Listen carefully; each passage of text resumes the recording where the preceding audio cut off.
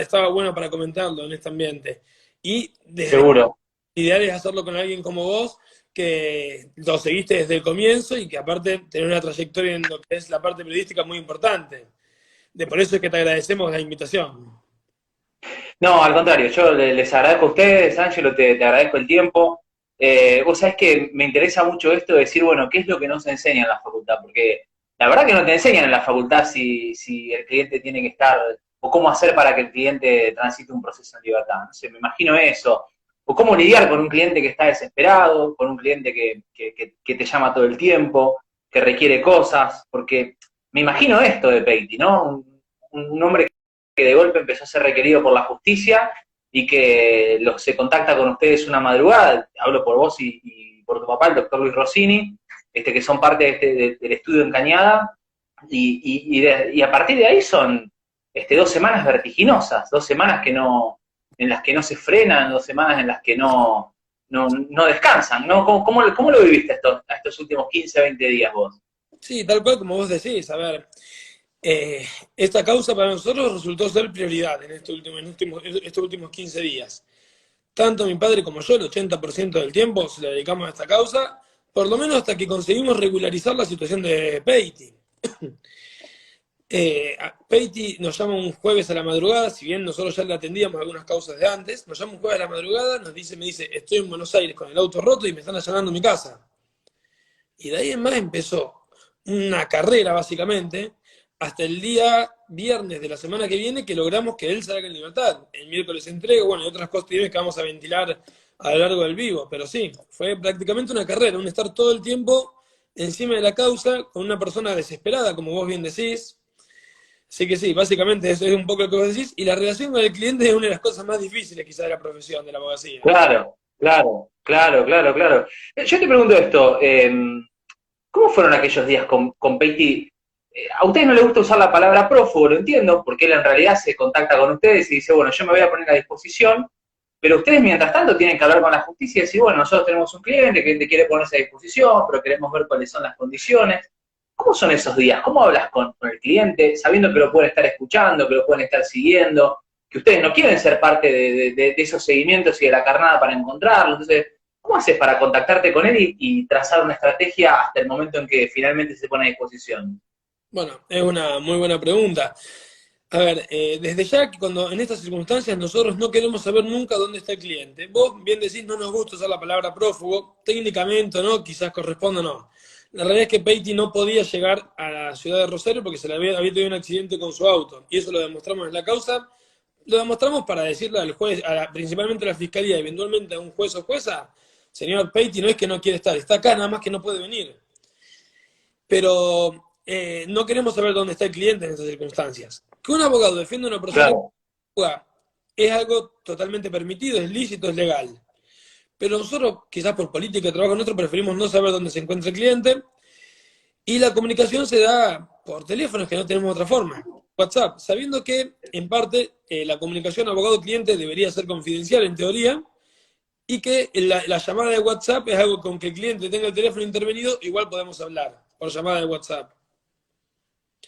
Pero es una comunicación mm, difícil, siempre es casi un teléfono descompuesto hasta que se logra dar un encuentro presencial.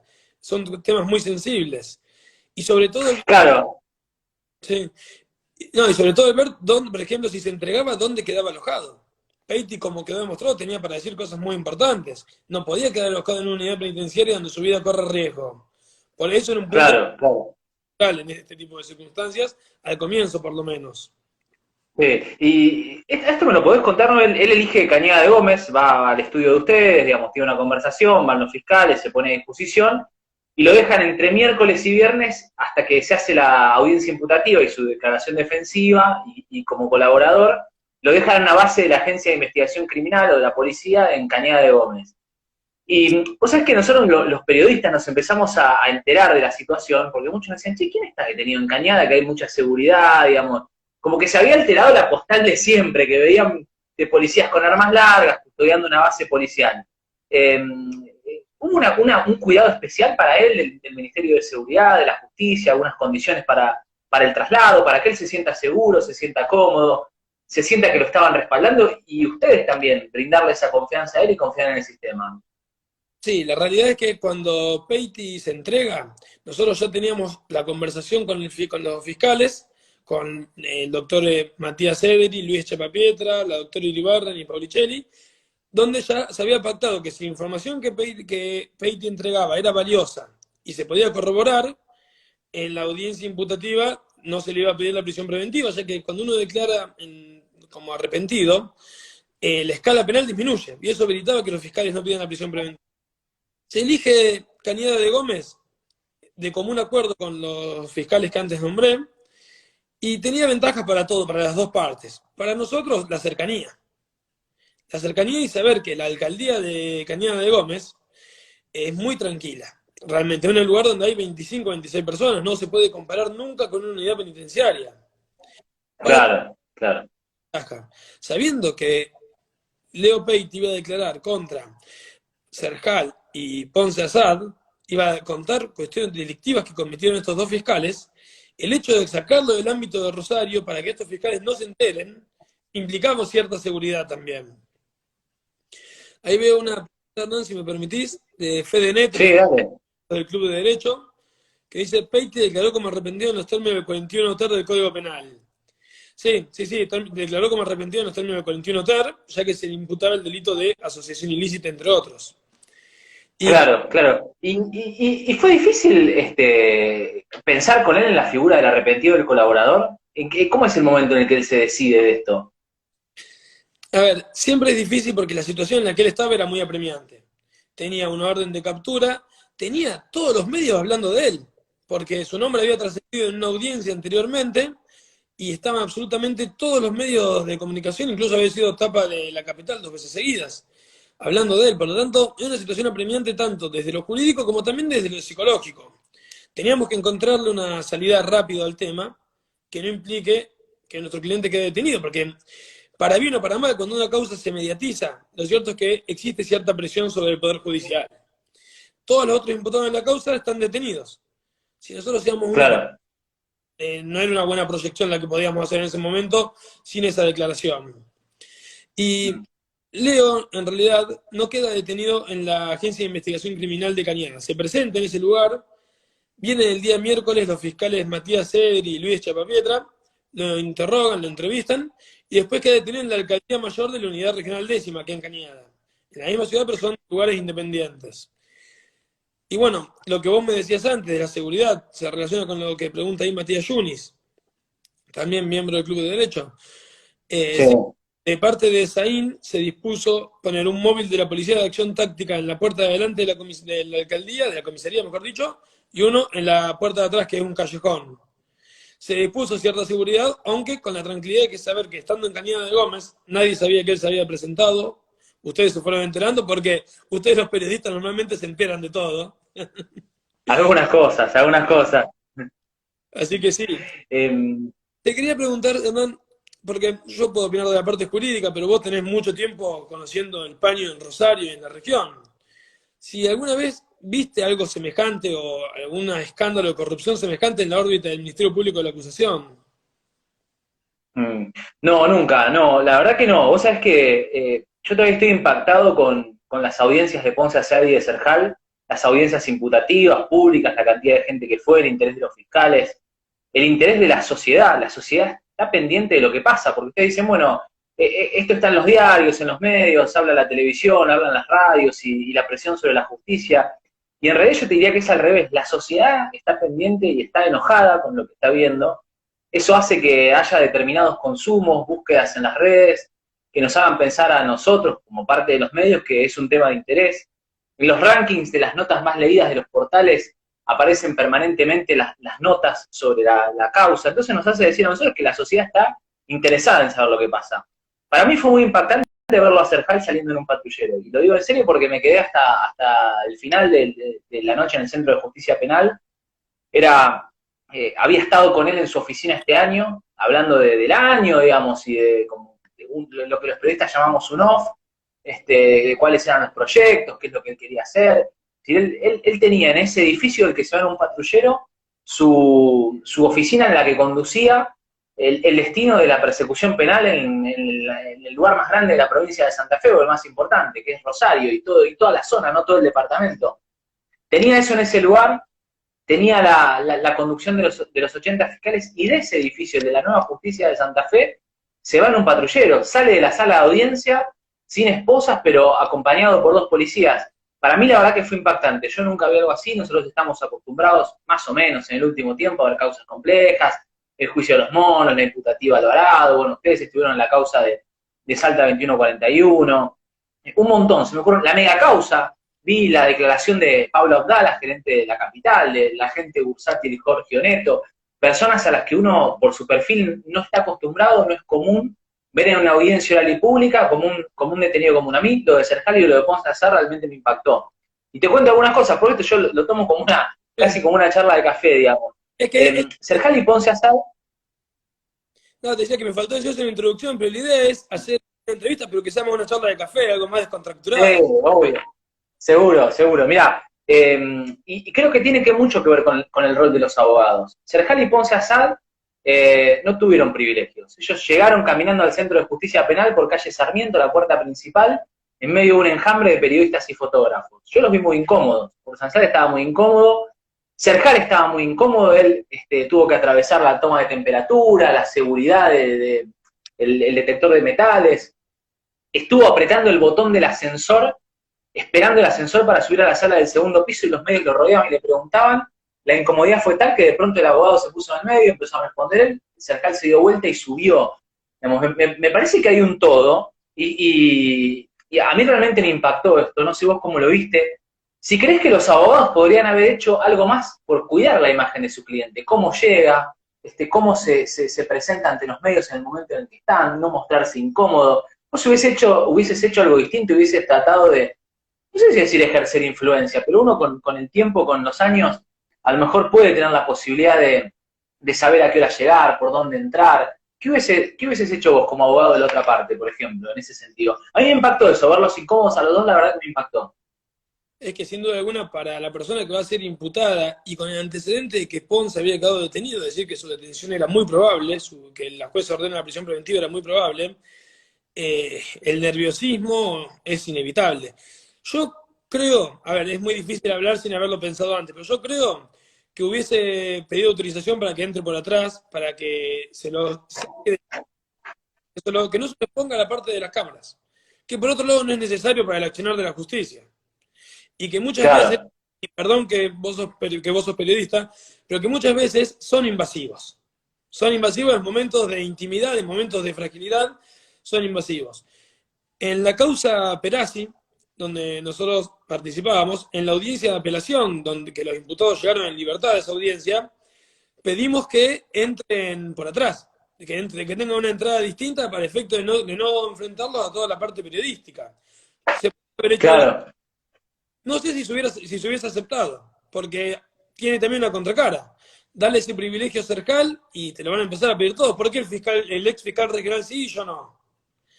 Yo creo que en parte también sirvió la transparencia del Ministerio Público de la acusación, esa imagen impactante que vos decís. Transparencia que quedó dañada, sin duda alguna. Que ahora legitimación Sí, claro. Claro. poco y exponerlo así quizás ayude. Mostrarle a la gente, miren, este hombre hasta ayer, como vos dijiste, era el fiscal regional de la circunscripción más grande de la provincia. Y hoy está acá imputado como cualquier persona. Creo que exponerlo Sí, sí. Y con la fragilidad de cualquier imputado, por eso yo te decía, no tuvo privilegio, llegó por el medio de las cámaras. ¿Qué hace un abogado? ¿Le recomienda a un imputado, a un próximo a ser imputado que está en libertad como Serjal, dar notas? Porque yo veo, por ejemplo, que él dio una entrevista, creo que lo hizo pensando en pelear no por la imputación, sino por su libertad, pero al final le terminó jugando en contra porque de pronto una fiscal dijo, y fue a declarar que ella sabía que lo conocía a Peiti porque hacía mucho tiempo Serjal le había hablado de Peiti, es decir, ¿hubieses recomendado dar una nota en radio, en televisión o en un diario a un cliente antes de una audiencia imputativa? bueno, eso va variando de caso concreto en caso concreto. En este caso yo no lo hubiese recomendado. Como vos decís, no solamente que le jugó en contra de entrevistas, sino que era innecesaria, no le sumaba absolutamente nada y fue mala. El 80% de la entrevista lo que dijo Serjal es, no tengo ni idea, no sé, no tengo ni idea, no sé. O sea, para salir a decir, no tengo ni idea, no sé, quédate callado y esperá. Porque realmente la entrevista no le sumó nada, le restó, como vos dijiste, y ni siquiera sirvió para limpiar su imagen, porque fue poco creíble. Yo tengo amigos conocidos que lo vieron, incluso vieron después la entrevista que hizo Peiti con vos, y a todos les pareció más creíble Peiti que Cercal. Es Sí, decir, es cierto. acusada de diversos delitos le pareció más creíble que el ex fiscal regional. Sí.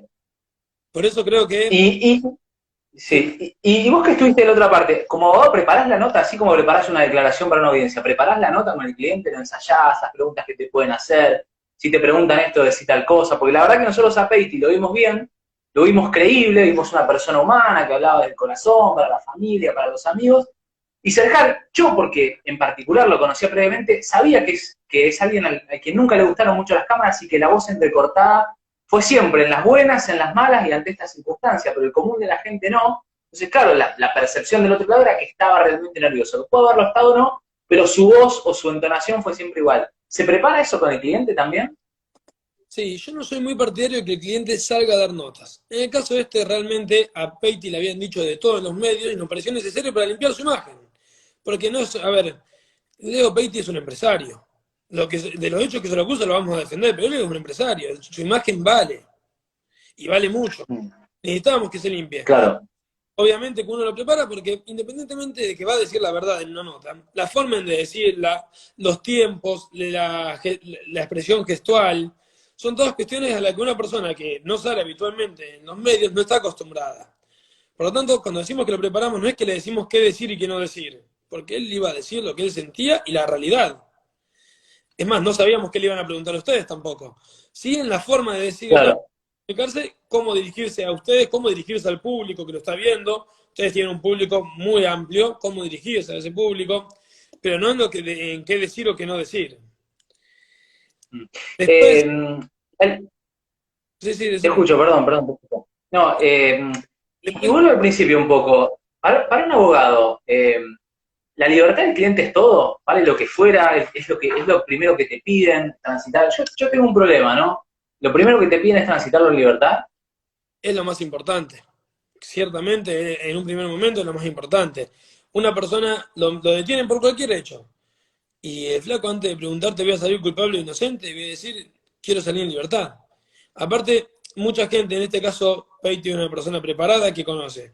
Hay mucha gente que es detenida, que tiene educación primaria o secundaria, que confunden, por ejemplo, la prisión preventiva con una condena.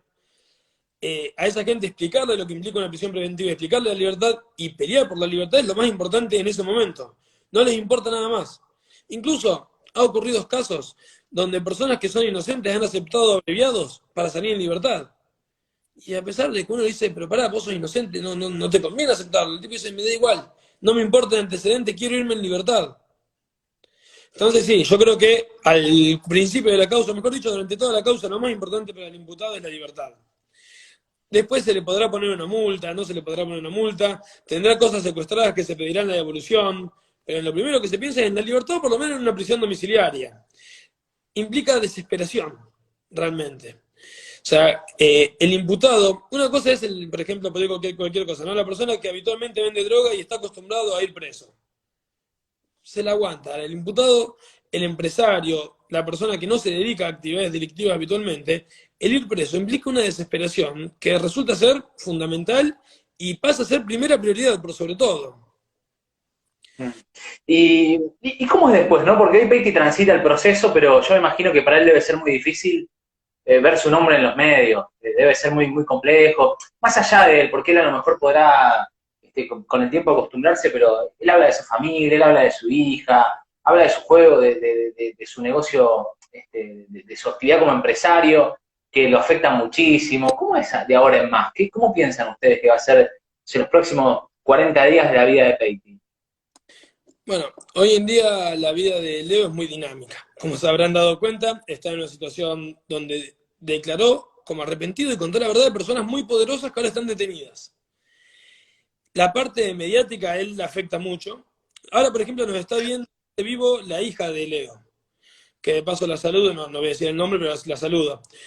Y por supuesto, a nadie le gusta ver que a uno o a un familiar se lo acusa de hechos tan graves. Independientemente de que nosotros como abogados, vos como periodista acostumbrados a ser judiciales, sabe que uno es inocente, hasta que se lo declare culpable, que uno se puede defender, pero el daño social que se genera a través de los medios de prensa, que no es malintencionado, es parte de la naturaleza propia del medio de prensa. Muchas veces es más grave que una condena penal que la mayoría de las veces nunca llega. Así que sí, Claro, la parte mediática es muy importante y por eso él decidió salir a hablar, salir a contar su versión a los medios, que lo hizo, eligió hacerlo con vos, que es más, no se lo propusimos nosotros, lo eligió él hacerlo con vos. Porque realmente él lo necesitaba y yo entiendo que él lo necesite. Yo entiendo que él lo necesite y me parece bien incluso, en este caso concreto. Ahí, claro. Hay otra parte del ejercicio de ustedes, y siempre hablando de esta causa, en donde aparecen otros abogados, nombres en audiencias públicas. Apareció Aníbal Porro, un abogado muy conocido en Rosario, Alberto Tortajada, también un defensor privado muy conocido. ¿Cómo se lleva eso desde la profesión? ¿Genera algún roce, alguna incomodidad a ustedes? ¿Es habitual? ¿Están acostumbrados? Porque eso tal vez tampoco se enseña en la facultad y es un poco también el espíritu de esta charla. a ver, estos nombres, el nombre de Tortajada surge de la declaración como arrepentido de Leo y Porri aparece por parte de la investigación fiscal. Yo no puedo hablar de ellos o no, porque realmente ellos a la fecha son ciudadanos que fueron nombrados y nada más que eso. Pero sí puede llegar a Claro, generar validez con nosotros. Yo no le debo lealtad a nadie más que a mi cliente. Eso es una realidad y es innegable para mí. Para nosotros, la forma de trabajar en nuestro estudio es esa. Nosotros le debemos lealtad a nuestro cliente. Él primero y después todo el resto. Y realmente, si la decisión de nuestro cliente fue declarar como arrepentido y contar las cosas que contó, y nosotros le aconsejamos que esa decisión era la correcta porque veíamos que era la forma más segura de que a la cercanía en 2 días él esté en libertad, realmente no veo que sea criticable ni la actitud de él por haberlo dicho, porque hay que contar la verdad al fin y al cabo. Si miente porque miente, si cuenta la verdad porque cuenta la verdad. Y de nuestra parte, si algún abogado genera cierto recelo para con nosotros, la verdad, no voy a decir que no me preocupan, no voy a decir que no me importa, pero primero está el cliente. Así que en ese sentido, duermo tranquilo. Ahí veo una pregunta de Fede Netri, si te parece, Hernán, para ir cortando, para ir sí, dale, con la gente. Fede dale. dice, es la primera vez que usa el Instituto del Arrepentido en la provincia de Santa Fe. Se ha usado otras veces. Yo, por ejemplo, defiendo a un escribano en la causa de las estafas inmobiliarias de Venado Tuerto, donde tuvimos un arrepentido al segundo día de la causa. Se dan todos los allanamientos y al día siguiente una persona se arrepintió. Y después también hubo 2 o 3 arrepentidos más en esa causa. Ya se ha usado en otros momentos, desconozco si en algún otro lugar, pero por ejemplo en Venado se usó el año pasado, el anteaño pasado, perdón. Sí. Ayer el fiscal Chapapeta nos decía entre noche que para él es la primera o una de las primeras veces, ¿no? Y, digamos, en las investigaciones complejas de este último tiempo en Rosario no es común, no, por eso es una figura difícil. Algo que valoro y que creo que para ustedes fue toda una estrategia, es que además esa figura del arrepentido, ¿cómo se usó? Porque se usa cuando se mantiene en reserva la presentación de Leo Peiti, la primera declaración, hasta la audiencia que es validada ante una jueza, Valeria Pedrana, se mantiene en reserva que Peiti estaba detenido. Y me imagino, o entiendo, por lo que vi en su testimonio ante los medios, que a la 1 del mediodía del viernes 31 de julio, cuando Ponce Asad termina el allanamiento en su casa, habla y baja ante los medios y dice que él no conoce a nadie, entre ellos, obviamente no lo conocía a Peiti, tu cliente. ¿Cómo es eso, no, de mantener la reserva? Y si crees que fue importante para la investigación, o cuánto influyó, o cuánto impactó, porque a veces genera contradicciones en las personas, hace que algunos no estén preparados y los puedan allanar y esté su teléfono aunque quisieran que no estén. Yo digo, para ponerme en el punto de quien puede estar involucrado, se mantuvo en reserva la entrega o la presentación espontánea de tu cliente y sobre todo la declaración como arrepentido, es decir, ni siquiera figuró en la grilla de audiencias del sistema de la Oficina de Gestión Judicial que le permite al público en general, a otros abogados, a los medios de comunicación, alertarse de que había una audiencia con semejantes características. Bien, acá el Instituto del Arrepentido ya es un instituto que se usa poco, como vos bien dijiste, es complicado, es complejo. Pero aparte acá, la declaración iba dirigida al fiscal regional y un fiscal de Rosario. Por lo tanto, son personas que tienen acceso corriente al sistema, que están dentro del sistema. La reserva era fundamental para poder continuar la investigación con éxito. Una vez que se pacta la declaración como arrepentido y que nuestro cliente declara, ya en Cañada de Gómez el día miércoles, para nosotros es fundamental que esa declaración se corrobore. Porque el beneficio para el arrepentido aparece recién cuando esa información se corrobora. Si no, yo puedo decir, miren, sí, yo le pagué coimas a Cristina Kirchner, a Mauricio Macri, Claro. y no, si no se corrobora, imagínense que mi declaración no vale nada. Por lo tanto, tanto mi padre, Luis Rossini, como yo, colaboramos en todo lo que pudimos con los fiscales para que se corrobore la declaración de Leo Peiti. En esa necesidad de que se corrobore, era fundamental la reserva. Porque, como vos dijiste, a Ponce se lo hallan el viernes. Si Ponce sabía que Peiti se entregaba el miércoles, en Cañada podía suponer que podía pasar esto. Podía prepararse. Y ni hablar si se enteraba de la declaración que Peiti preste el miércoles acá. Y acá, si me permitís, quiero destacar el de la Agencia de Criminalidad Organizada, Echapapietra, Ederi, Iriberni y Paulicelli, que en un día y medio, desde el miércoles al mediodía hasta el viernes al mediodía, corroboran el 80% de los datos que nuestro cliente les dio. Está bien, la declaración de nuestro cliente fue muy detallada, aportamos todo lo que teníamos, pero ellos corroboraron en tiempo récord, hicieron una investigación excelente. Mm.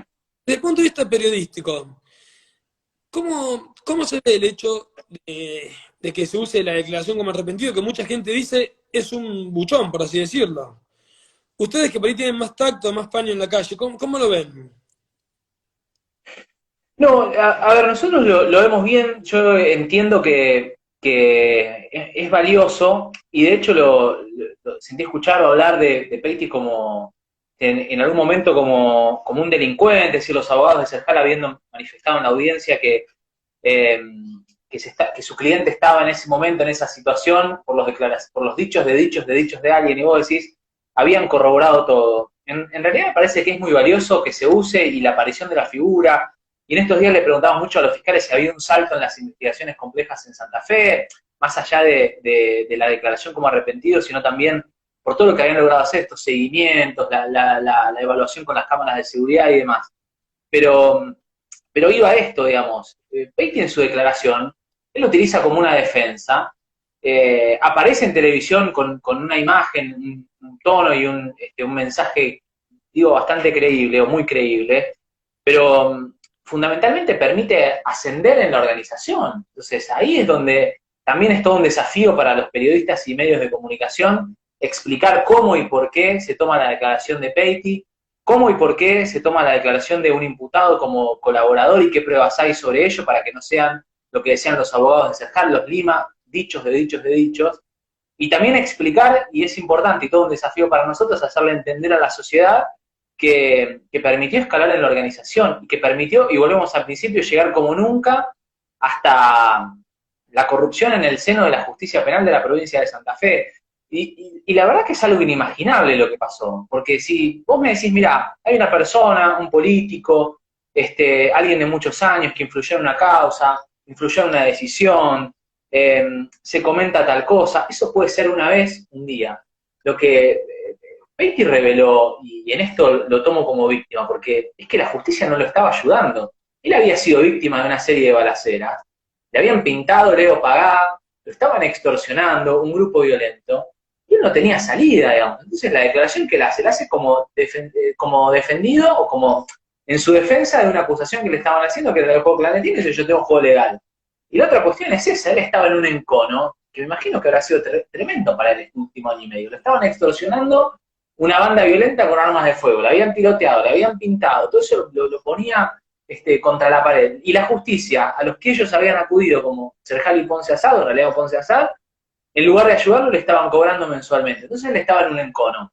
Creo que para los periodistas, para los medios, para ustedes los abogados, e inclusive para los propios fiscales acusadores, es todo un desafío. Y digo también, o los incluyo a los fiscales, para que la sociedad entienda qué es lo que está pasando. Te repito esto, hay muchísimo interés en la gente en saber, hay mucho interés y mucho enojo también de lo que muchos han visto, estas imágenes que muestran a un fiscal reuniéndose de noche con una persona, ocultándose y demás. Eso genera mucho enojo en la gente, porque la justicia es la institución en la que cree, entonces también es todo un desafío para nosotros contarlo de esta manera, hablar del arrepentido de esta manera y poder entender que en realidad los fiscales lo están utilizando o han usado eso en beneficio de la investigación y en definitiva en beneficio de la sociedad, porque ellos no creo, no ha parecido que tengan un encono personal con ninguno de los acusados, sino que todo fue surgiendo a partir del atentado al Casino City Center que tiene un muerto. Y eso fue desencadenando una cosa y otra, y otra detrás. Y hablando del detrás y demás, ¿cómo crees que sigue todo esto? Primero, si vos te imaginabas que realmente Ponce Sá y Cercari iban a terminar detenidos, y después, ¿cómo crees que sigue? ¿Con qué vorágine? ¿En cuánto tiempo? ¿Hasta dónde? Bien, te agrego algo a lo que vos dijiste antes. Vos dijiste, Peiti era extorsionado por una banda. Peiti era extorsionado por dos bandas. Uno usaba armas de fuego y el otro usaba el poder institucional, que son Cercal y Ponce. Porque Claro, claro. Peiti es acusado de delitos. Bien, los fiscales lo acusan, nosotros lo vamos a defender. Y acá lo uno un poco con lo que pregunta Agustín Morcatelo, otro miembro del Club de Derecho, que es cuál es la situación actual. Leo Peiti está imputado de X delito, va a ser imputado de juego clandestino. Y nosotros sostenemos su total inocencia y lo vamos a defender por el delito de juego clandestino. El único hecho que reconoce Peiti es haberle pagado a dos fiscales. Ahora, ¿cómo sigue la causa? Bueno, yo la verdad no me animaba a hacer una predicción sobre si Ponce y Cercal iban a quedar detenidos o no. Entiendo que era necesario. Era necesario, porque si con el monto de pena que va un mínimo de 4 años no quedaban detenidos, la legitimidad ya golpeada del Ministerio Público de la acusación se derrumbaba por el piso. No iban más a ningún lado. ¿Con qué criterio le va a pedir prisión preventiva un ciudadano de a pie que tiene un mínimo de 3 años y un fiscal que tiene un mínimo de 4 y todas las posibilidades de entorpecer el proceso a la mano, por supuesto? No le pedís prisión preventiva. No podían. Después, la jueza podía rechazar, aceptarla o rechazarla, pero entiendo que los fiscales debían pedirla. Y yo no Claro. decir qué iba a pasar. Entiendo que pasó lo que debía ocurrir, lo que en justicia, si se quiere, debía ocurrir. Ahora, ¿cómo Sí. sigue la... Sí. Sí, y me quedo con la pregunta de Agustín Borgatelo. ¿Esto implica un beneficio al final de la causa, más allá del tránsito en libertad, para Peiti haber admitido el pago de coimas y haber colaborado en que los fiscales asciendan en lo que era la organización, o una organización que ellos investigaban, o la cobertura judicial? ¿Implica en el final del camino un beneficio para él? Sí, sin duda alguna. A ver, si a él se lo condenara el día de mañana por X delito, esta declaración como arrepentido implica una baja de la escala penal a la de la tentativa, es decir, de un tercio a la mitad. Todo delito tiene un mínimo y un máximo. Por ejemplo, el homicidio de 8 a 25 años. Si el homicidio queda en tentativa, baja de un tercio a la mitad. ¿Esto qué implica? Como si el hecho hubiese quedado en tentativa. Tiene un beneficio a la hora de ver la escala penal y también hay que ver la información que da el arrepentido. Acá Peiti dio información muy, muy valiosa, sin quitarle mérito a los fiscales que llevaron adelante la causa, que antes dije que hacen un trabajo excelente. La declaración de Peiti marcó la línea de investigación para demostrar que el fiscal regional, o por lo menos con el grado de convicción que esta etapa merece, demostrar que el fiscal regional y el fiscal Ponce Azar estaban recibiendo plata ilegalmente. O sea que el aporte fue extremadamente valioso. Investigación que quizás no se podría haber llevado adelante sin la declaración como arrepentido de Peiti, que marca un hilo, que marca una punta. Que luego el excelente trabajo de la Agencia de Criminalidad Organizada y el Ministerio Público de la Acusación termina corroborando. Hernán, no quiero quitarte más tiempo porque sé que te tenés que ir al noticiero en breve. Estamos en eso, estoy acá en el canal, en la radio. Para nosotros también te quiero contar, Ángelo, que es todo un desafío contar esto, toda esta historia que está pasando, hacerlo con seriedad, con detalles, transmitirlo para que la gente lo entienda. Cuando digo la gente, es la sociedad, los medios de comunicación, las redes sociales, tienen el desafío de contar las cosas cada vez más y mejor. Y para nosotros lo es, ¿no? Yo me desempeño ahora en Radio 2, en Rosario 3, en el noticiero de la noche de Canal 3, y para nosotros es un desafío, es un aprendizaje constante, es necesario, no sé si decirte la especialización, pero sí estar en las audiencias, hablar con ustedes, tener contacto con los abogados, y esto va también a lo que me decían, no se enseña en la facultad. Yo no sé si ustedes en la facultad les enseñaron a tener contacto con los periodistas, pero seguro que cuando empiecen a ejercer, claro, seguro que cuando empiecen a ejercer, sea por lo que fuera, de golpe toman alguna defensa, hacen alguna denuncia, seguro que algún periodista los va a llamar y les va a pedir información, les va a pedir información en off, les va a pedir una nota, les va a pedir hablar con su cliente, algunos les va a generar confianza, otros no, van a querer tomar un café, les van a requerir su tiempo, así que tal vez sea bueno, y a esto lo planteo, que en algún momento las universidades que lo forman a ustedes tengan tal vez alguna parte de cómo es el tratamiento mediático, si el cliente anota, cómo la da, por qué la da, cómo hablar con los periodistas, cómo hablar con quienes lo llaman, con los productores. Nosotros tenemos radio desde las 6 de la mañana y Rosario 3 cierra la edición a las 11 de la noche. En todo ese rango hay gente en la empresa trabajando. En todo ese rango, capaz que un periodista te manda un mensaje, si puedes salir al aire, si lo puedes llamar a tu cliente, si tenés más información, qué va a pasar mañana, si hay una audiencia. Así que también me imagino que desde nuestra parte es todo un desafío y para ustedes también es algo que vos decías, no se enseña, es el recorrido, ¿no? A vos te lo ha transmitido tu papá, el doctor Luis Rossini, a nosotros, nuestros colegas o compañeros, pero nadie nos enseñó, nadie nos formó, y no sé si hay una teoría, mucho se va aprendiendo en la práctica también. Yo creo que no la hay y me voy a agarrar de lo que vos dijiste y a abusarme quizás. Y esto no lo hablé con los chicos del Club de Derecho, con mis compañeros, así que si me quieren putear, me pueden putear tranquilamente en los comentarios. Cuando cuando pasa un poco todo el tema de la cuarentena y el aislamiento, nos gustaría, Hernán, si podés sumarte a una charla presencial con nosotros, que dábamos cada tanto antes de la cuarentena, para contar un poco de tu experiencia, que es muy amplia, la relación entre el abogado y el periodista.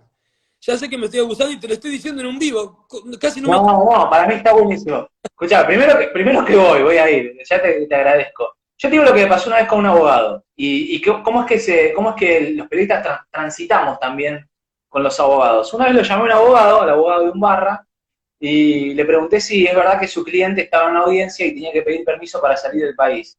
Sí, Primero que me dijo que no, y yo era chico todavía, y ese abogado me dijo, atenete a las consecuencias de lo que quieres publicar, ¿no? Y yo en ese momento le corté el teléfono, después me llamó, me pidió disculpas, pero la verdad es que me lo tomé mal. Y lo que inmediatamente le pasa al periodista es que pierde la confianza, porque miedo, la verdad que no hay por qué tenerlo, sino que le perdés la confianza a ese abogado, y lo empezás este, a tomar de otra manera, perdés el diálogo, y me parece que también es una recomendación para todos los abogados cómo es y cómo debe ser el trato o el abordaje con los periodistas, también es interesante saberlo. Y después pasa, más allá de la vehemencia con lo que se puede tratar, vos le podés reprochar una nota, lo que dijo, lo que no dijo, cómo trató a tu cliente, si lo está llamando, si lo está molestando.